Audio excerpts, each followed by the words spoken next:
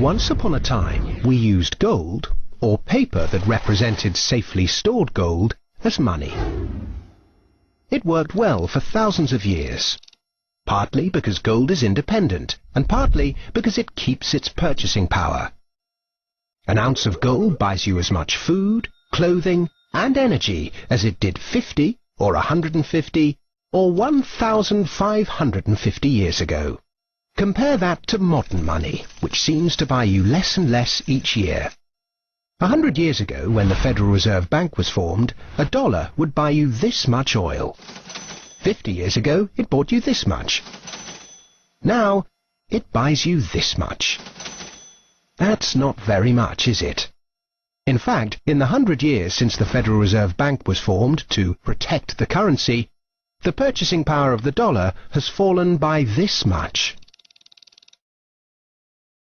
Why did governments stop using gold? In 1914, the British and German governments were committed to various spending programs and World War I, a war that probably needn't have happened, and neither had the money or gold to pay for it. So they took their countries off the gold standard and, free of its restraints, printed the money they needed. In 1971, the American government was committed to various spending programs and Vietnam, a war that probably needn't have happened.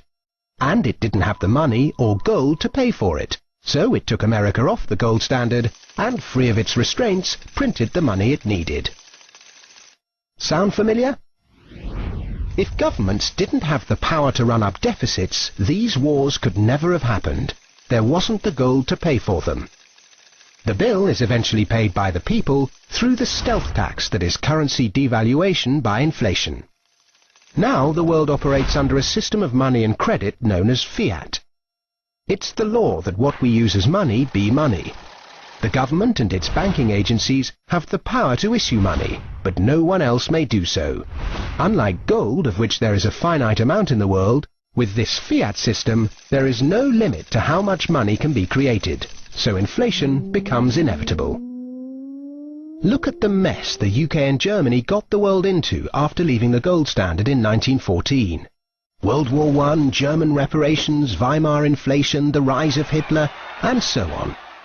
Look at the mess the world has got itself into since 1971, when this fiat system became the global norm.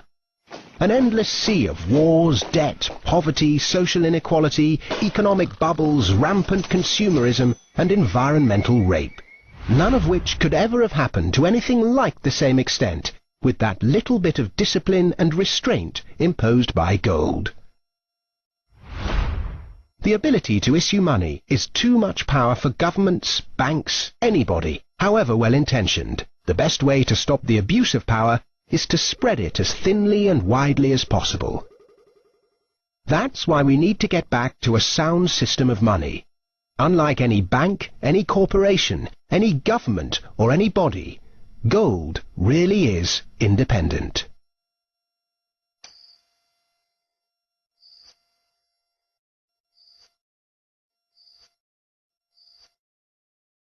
That video